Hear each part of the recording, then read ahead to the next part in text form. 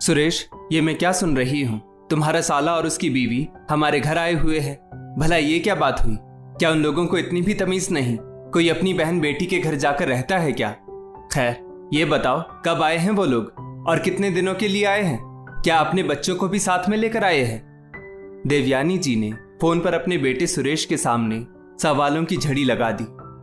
सुरेश बोला, हाँ माँ, भैया और भाभी आए हैं, पर आपको ये खबर कहाँ से मिल गई? और वो लोग तो कल रात ही आए हैं, और भला बच्चों को क्यों लेकर आएंगे? वो तो यहाँ किसी डॉक्टर से दिखाने आए थे और उधर से ही वापस जा रहे थे।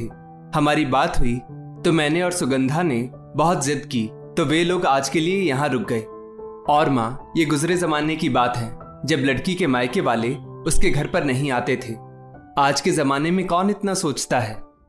देवयानी जी बोली, तुम्हारे ससुराल वाले नहीं सोचते होंगे तभी तो आ गए, पर हमारे खानदान में तो यही चलता आया है। अभी 6 महीने ही हुए हैं तुम्हारी शादी को, और ये रंग ढंग। कहीं किसी अरे गहरे खानदान में तुम्हारी शादी तो नहीं कर दी हमने, जो वो परंपराओं को भी नहीं निभाते हैं। सुरेश बोला, माँ, ये कैसी बातें कर रही हैं आप? और वे लोग आ गए हैं तो उनसे मैं जाने के लिए तो नहीं कह सकता ना। आप भी ना, मामा जी के घर जाकर भी आपको चैन नहीं है। देवयानी जी बोली, तुमसे तो कुछ कहना ही बेकार है, तुम बहू को फोन दो। सुरेश बोला, अब उससे क्या कहना है आपको? देवयानी जी बोली, अरे कुछ नहीं कहना है, बस बहू को फोन दो। सुरेश ने हार कर सुगंधा को आवाज लगाई और फोन उसे पकड़ा दिया। देवयानी जी बोली, हमारे खानदान में ननद के घर या बहन के घर जाकर भाई भाभी नहीं रहते हैं। फिर तुम्हारे भाई और भाभी वहां आकर कैसे रह रहे हैं? बेटियों को तो खिलाते हैं, बेटियों के घर जाकर खाते नहीं हैं। क्या ये बात तुम्हारे खानदान में किसी को मालूम नहीं है? सुगंधा खामोशी से अपनी सास की बात सुन रही थी और उसकी आंखें गीली हो रही थी। देवयानी जी दूसरी तरफ से बोलती जा रही थी और सुगंधा चुपचाप शांत रहकर सब सुन रही थी। फिर वो बोली, मम्मी जी, भैया भाभी तो यहाँ रुकना भी नहीं चाहते थे। डॉक्टर को दिखाकर वो लोग होटल चले गए थे। वो तो हमने उनसे आग्रह किया तो वो यहाँ आ गए, और आप भी यहाँ नहीं थी तो मैंने सोचा। देवयानी जी बोली, क्या सोचा? यही ना कि सास तो यहाँ है नहीं तो मैं घर की मालकिन बनकर बैठ जाऊं। अरे तुम्हारे मायके वाले वहां आकर कैसे रुक गए? याद रखो बहू, हमारे खानदान में जो चलता आ रहा है वही आगे भी चलेगा, तो इसे बदलने की कोशिश मत करो। और अभी मैं जिंदा हूं तो उस घर में वही होगा जो मैं चाहती हूं, समझ गई? इतना कहकर देवयानी जी ने फोन पटक कर रख दिया। वहीं दूसरे कमरे की चौखट पर खड़ी सुगंधा की भाभी ने सब सुन लिया था। फिर थोड़ी देर में सुगंधा के भैया भाभी डॉक्टर से दोबारा मिलने का बहाना बनाकर वहां से निकल गए, और दोबारा जब भी उसके भैया भाभी को दिल्ली आना होता तो वो डॉक्टर को दिखाकर होटल में रुक जाते, पर अपनी बहन के ससुराल नहीं आते। इस बात का सुगंधा को आज भी मलाल है, पर देवयानी जी उस पुरानी बात को लेकर आज भी उसे ताना देती ही रहती है।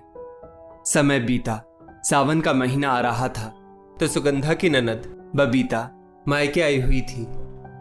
फिर कुछ रोज बाद वो वापस ससुराल जाने लगी तो सुगंधा ने उसके जाने की तैयारी शुरू की, और जब उसका सामान बांधने लगी तो देवयानी जी बोली, तुम तो रहने ही दो बहू, तुम्हारे खानदान में बेटियों को कैसे विदा किया जाता है ये हमने भी देखा है। उनको तो पता भी नहीं कि बेटियों को बस दिया जाता है, ना कि उनके घर का नमक खाया जाता है, उनके घर रहा जाता है। सुगंधा दूर से सुरेश को देखने लगी। सुरेश ने इशारों में उसे तसल्ली दी।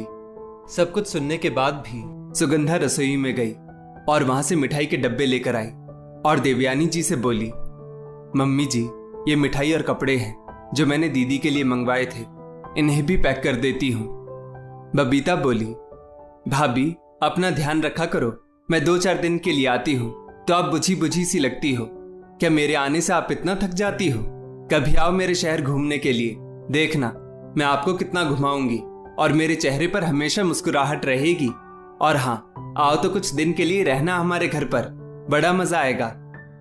देवयानी जी झट से बोली, नहीं नहीं, हमारे खानदान में ननद के घर जाकर भाभी नहीं रहती तो तेरी भाभी तेरे घर नहीं जाएगी। हमारे खानदान में बेटियों को खिलाते हैं, बेटियों के घर का खाते नहीं हैं। ये बात याद रखो बेटा। तुम्हारी भाभी के मायके वालों को तो समझ है नहीं, पर मैं नहीं चाहती कि तुम्हारे ससुराल में हमारे खानदान का नाम खराब हो। और हाँ, ये जो मिठाई तेरी भाभी ने दी है वो आसपास के लोगों में बांट देना, अपने घर वालों को मत देना, ना जाने कैसी होगी। कम से कम आसपास वाले ये तो कहेंगे कि तुम्हारे मायके से मिठाई आई है। अब तुम्हारा भाई तुम्हें रेलवे स्टेशन छोड़ आएगा, अपना ध्यान रखना। और हाँ, रास्ते में अच्छे से खाना खाना। बबीता अपनी माँ से विदा लेकर चली गई। थोड़ी देर बाद सुगंधा रसोई समेटने लगी। वो सुबह से भूखी थी, काम खत्म ही नहीं हो रहा था।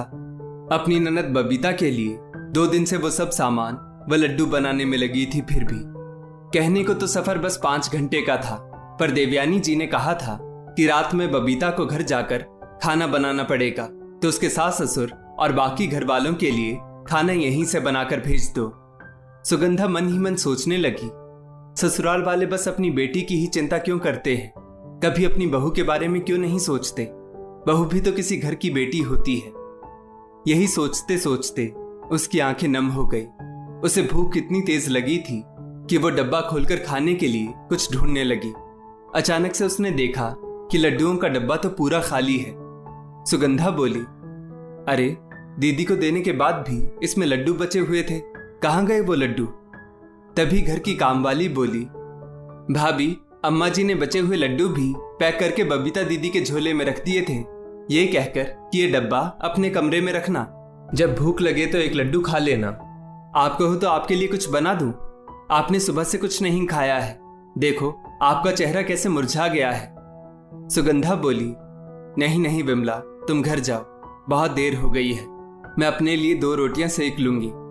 इतना कहकर सुगंधा ने अपने लिए 2 रोटियां सेकी और खाना खाने लगी। तभी देवयानी जी वहां आई और बोली, देखो घर की बेटी को गए हुए घंटा भर भी नहीं हुआ और बहू खुशी के मारे खाना भी खाने लगी। हमारे खानदान की बहुएं तो ऐसा कभी नहीं करती। अरे मैं भी जब से इस घर में आई हूं, मेरे गले से तब तक निवाला नहीं उतरता था जब तक मेरी ननद अपने घर पहुंच कर खाना नहीं खा लेती थी। और एक तुम हो, ना जाने तुम्हारे घर वालों ने तुम्हें कुछ सिखाया क्यों नहीं। तभी सुरेश वहां आया और बोला, माँ पिछले हफ्ते भर से ये एक पैर पर खड़ी होकर आपको और दीदी को खुश करने में लगी है। सुबह से इसने कुछ खाया नहीं तो इसे भूख लग गई होगी, इसमें बुरा मानने वाली क्या बात है।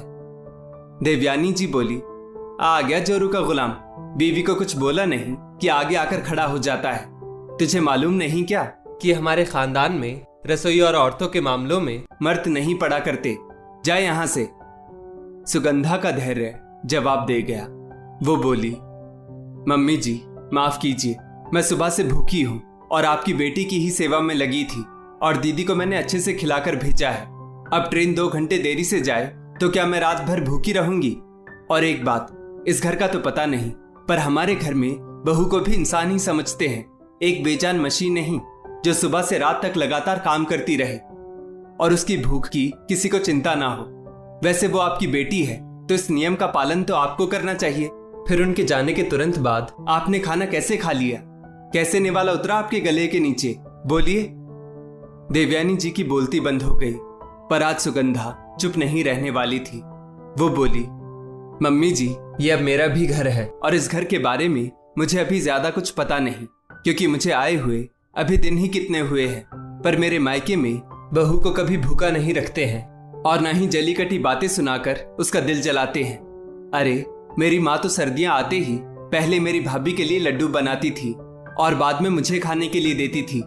एक बात बताऊं, हमारे घर में बेटी का घर होते हुए भी उसके भैया भाभी किसी होटल में नहीं रुकते हैं, और जब बेटी मायके में जाकर महीनों दिन रह सकती है तो उसके भैया भाभी क्या 2 दिन के लिए उस बहन के घर या अपनी बेटी के घर नहीं रह सकते। सुरेश का मुंह खुला का खुला था। वो बस सुगंधा को देख रहा था कि जिस सुगंधा ने आज तक पलटकर एक शब्द नहीं कहा, आज उसे हुआ क्या है।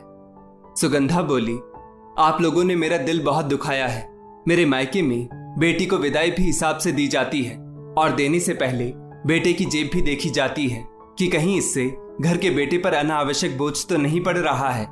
और एक बात बताऊं, हमारे खानदान में लेने देने की जगह रिश्तों में प्यार और अपनापन हो, इस बात पर ज्यादा ध्यान दिया जाता है।